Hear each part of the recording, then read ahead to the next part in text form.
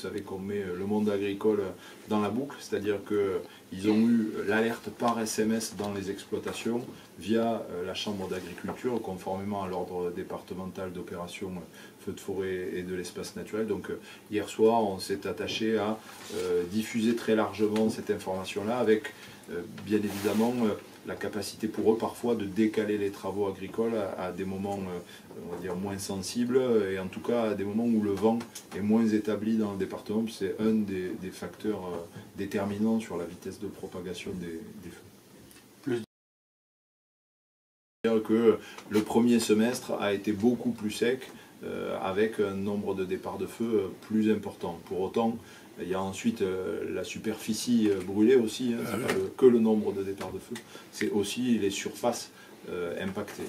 Et là, en l'occurrence, on a plutôt eu une période des moissons qui nous a été favorable, puisque, comme vous le savez, en moyenne, on brûle entre 120 et 140 hectares dans le département.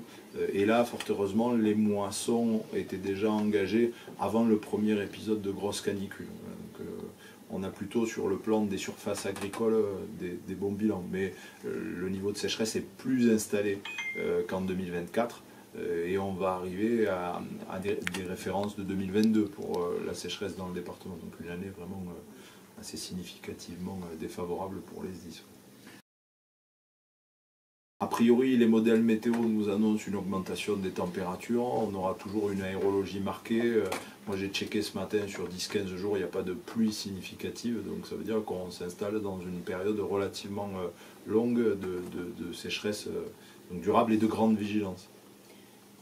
Ce qui explique donc cette campagne de communication renforcée, et nous en appelons à l'ensemble des élus aussi pour rappeler à leurs administrés ces mesures de précaution. Et M. le Préfet souhaite à nouveau affirmer tout son soutien auprès des sapeurs-pompiers du SDIS du Gers, qui sont exemplaires et qui sont en première ligne pour lutter et faire face à ces risques.